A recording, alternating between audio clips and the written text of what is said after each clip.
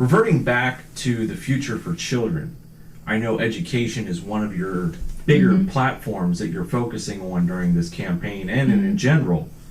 Would you like to expand a little bit more on the situation that has been unfolding here in the state of Washington and what the basically people are doing from a grassroots level upcoming here this week about the situation? Go ahead and break it down and let people know from the 101 perspective what they need to know about what's happening and what everyone is doing about it.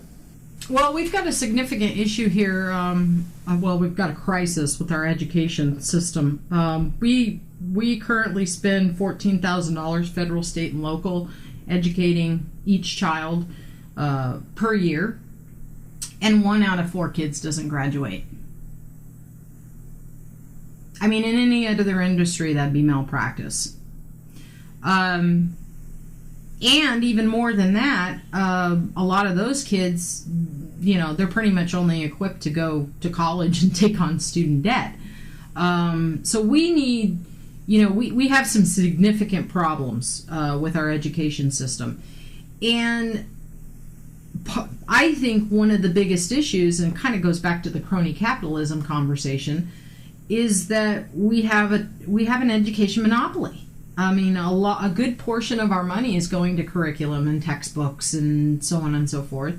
But we have stifled creativity. We have no privatization. I mean, we have a government bureaucracy controlling our education system. And we have the Washington State Education Association, who's supposedly looking out for the interests of teachers, which I would argue not necessarily, who is leveraging our legislature right now through the Washington State Supreme Court to come up with more money to dump into a broken, outdated system. McCleary, basically in our Washington State Constitution, the paramount duty of the state is to provide ample provision for ample provision education. I'm butchering the actual statute. I don't have it in front of me, but basically provide ample provision for every child in the state without discretion to race, creed, religion, color, no discrimination. Now, the Washington Supreme Court has determined that what that meant was funding, and they pretty much narrowed it down and interpreted that it means more money. We need more money in the system. I don't necessarily agree with the Washington State Supreme Court opinion. I think that just my rudimentary understanding of working in the legal profession, I kind of understand that things can be interpreted in a variety of ways. And as I said earlier, he who has the most money wins. And there's significant political pressure to find in favor of the WEA. And so, the Washington State Supreme Court basically says, hey, the legislature needs to find more money somewhere, somehow, to amply fund education, or adequately fund, education. Now, when I think about ample provision, I think I like, I'm a mom, I like to use analogies. I think about my family, ample provision for my kids. What might that mean? Does it necessarily mean that I have a blank check and I can just spend money, however, and provide my kids with, whatever they want? No. Ample provision means that I provide amply, but within the parameters of my income and, whatever barriers or whatever environment, I might have there. I translate that to education, and for me, as I think about what the intent of the statute might have been and when it was written, I don't think the framers were thinking blank check. I think they were thinking don't discriminate. Because that's a sentence structure. They, later on in the sentence, and not only that, but we've got an interesting situation where basically the the Supreme Court is beating the legislature with a stick, saying you need to come up with more money, or we're sanctioning you $100,000 a day. Now, you'll see the articles. I like to clip I've got tons of these articles, Seattle Times, Herald, where they're saying that the state is being fined $100,000 a day. Let's be clear who the state is. Taxpayers are being fined $100,000 a day until we come up with the money to fully fund education, and we're not even sure what fully fund education means at this point. So that's what the hearing is about. The Supreme Court has a hearing. They're going to hear arguments from both sides, whether or not the legislature has in fact complied with the order to fully fund. I was talking to a legislator just this week who told me in the last 2 years we've increased educational funding by 36%. Don't quote me on that stat, but it was right around 34 or 36%. So we are increasing funding for education. But I don't like the idea that the Supreme Court or the WEA through the Supreme Court is holding teachers, students, and taxpayers hostage. Basically pay up or else. They're also this hearing on the long side. Potentially, the Supreme Court could order our schools shut down.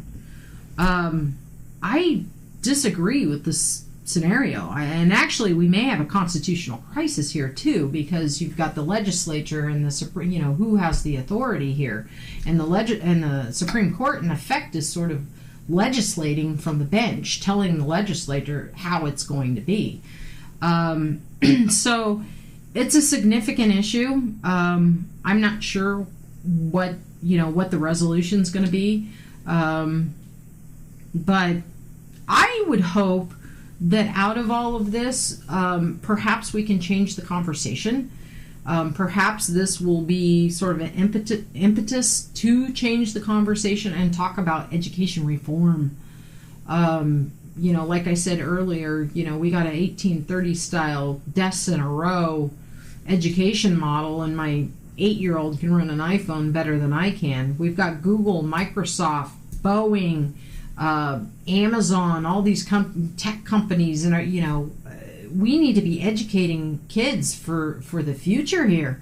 I would love to see a Google high school, but we have this monopoly that's controlling, and it's stifling creativity, it's stifling efficiency. I think about $14,000 federal, state, and local. I would, and this, I'm not saying what I'm going to say now is going to happen right away. Things happen very slowly.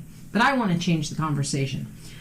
I would like to see a day where, that $14,000, or let's back up a minute, let's say $7,000, half of that money went to a voucher system, and that child, the family, could go to charter, public, maybe homeschool, or public, private, charter, or maybe homeschool. And in that scenario, I'd like to see the day a teacher, a really passionate, awesome teacher, which there's a lot of them, but they're being stifled right now because of the system. They don't have the resources and, to do what they really want to do. Their hands are tied. But that really awesome teacher takes that, $14,000 or, $7,000 in that scenario. $14,000 for 25 kids calculates out to about $315,000. That teacher could take, give every kid their own computer and take them around the world for that price, With the $7,000 model that I was telling you about, let's say you had $7,000 went to a voucher so they could go to charter, public, homeschool, whatever. $7,000 stays in the public school system. Think about that. The class size problem's solved because the kids go into a public school or whatever, but a private school, but the public school's keeping $7,000. And the public school wants that other 7,000 because that's what competition does for you. So they're going to become more efficient, more innovative, and we're going to see a lot more creativity come about. I'd like to see the day where we had schools that were geared in different directions. Let's say you had a child that hit 10th grade and, they don't really want to go to college. Maybe they want to enter a trade. Maybe they want to become a beautician. Maybe like my son, plumbers. He's in a plumber's apprenticeship. But at 10th grade, he wanted out of school. He was tired and, tired of school. He was sick of it. I had to push him to get him to graduate. The only reason he probably graduated was because of football. But imagine at 10th grade, if that 10th grader had the option of shooting off over here and going to a school that, maybe they're teaching robotics, or maybe, I don't know what it would be. But, they would have that opportunity, and instead of getting a high school diploma, which be worth flipping burgers, they have a degree, and maybe they've served in an apprenticeship or an internship where they're very equipped now for the workforce. Now, does that mean that they will never go to college? No. Maybe 5 years later, they decide, hey, I want to go back to college. Well, now they've been making money for 5 years and they can afford to go to college. They don't have to sign on to the debt. So, there's a lot of different scenarios that I can think of. And I don't have all the answers. As a representative, I don't think it's my role to have all the answers. I think it's my role to understand and be aware of what the problems are as my constituents make me aware and as I observe. And then my role is to bring stakeholders to the table, so to speak, from the various viewpoints, from the left, from the right, from the left, different ideas, and to facilitate that conversation. And the answer to every one of our problems should not be increased taxes. I believe that there are legislators right now that are using transportation, education, and homelessness to leverage taxes. My opponent, for example, in her legislative newsletter, used the word invest 3 times. Invest in this, invest in that, invest in this. Let's be mindful of the fact of what they're investing. They're investing our hard-earned money. I would rather have us privatize, break up the transportation monopoly, break up the education monopoly that I just talked about, and keep that money here locally and privatize, and so we have more disposable income.